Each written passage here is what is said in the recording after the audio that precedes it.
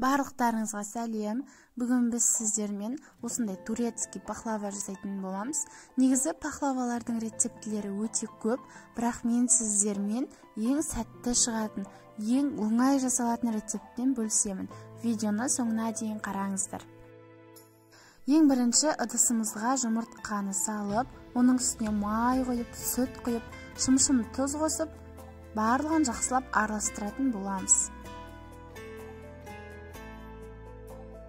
Ұнымызды електен өткізіп, жұмсақ қамыр илейміз. Қамырды 10-15 минуттай ысу керек, сосын оның бетін жауып, жылы жерге бөлме температурасында 1 сағатқа қойып қоямыз. Мен қамырды 2 бөлікке бөлдім. Қамырды жайған кезде оған ұнды қолданбаймыз, картопты крахмал немесе кукурузный крахмал қолданамыз. Қамырдың жайған кезде оның астынан дастархан немесе қандай да бір суретті қойсаңыздар, сол көрініп тұру керек, яғни жұп-жұқа болу керек. Оның үстіне ерітілген сары майды жағамыз. Сары майды жағып болғаннан соң жаңғақпен, грек жаңғағымен шекерді араластырып, осы қамырдың үстіне төсейтін боламыз. Біздің әлі екінші қамырымыз бар, оны ұмытпаңыздар. Оған да қалдырып қоямыз. Осылай сосын қамырды рулет сияқты қылып ораймыз.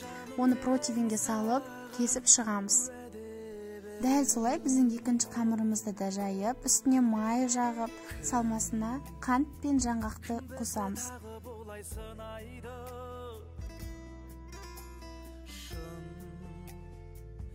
Ғашықтар бәріне шыдайды, жетелеп жүр ғой мені бақтарға. Дайын болған пахлавамызды кесіп, оның үстіне қалған сармайлардың барлығын жағып, артық қалған сармайды осы пахлавалардың үстіне құйып жіберетін боламыз. Және де осыны қызып тұрған пешке салып 30-35 минуттай пісіріп алатын боламыз. Пісуіне 10 минут қалған кезден бастап сироп дайындайтын боламыз. Жылы суға қантты салып, оның үстіне корица қосып, жақсылап араластырып, газге қайнағанша қоятын боламыз. Қайнады. Енді мен осының үстіне лимонный кислота қосатын боламын. Егерде ол жоқ болатын болса, кәдімгі лимон шырынын қоссаңыздар да болады. Осылай қайнаған соң астын өшіреміз. Енді біз осыған жарты шай қасық немесе 1 шай қасық бал қосамыз.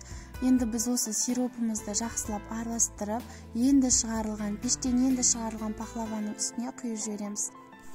Біздің пахлавамыз дайын. Енді біз осыны жақсылап суытамыз. Біздің пахлавамыз толықтай суыды, сироппен бірге араласқан соң дәмі одан сайын керемет бола түсті. Міндетті түрде жасап көріңіз, сізге, сіздің отбасыңызға ұнайтынына 100% сенімдік беремін.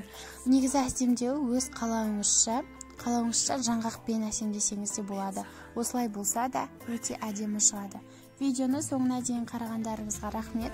Менің каналыма тіркеліп қойыңыздар.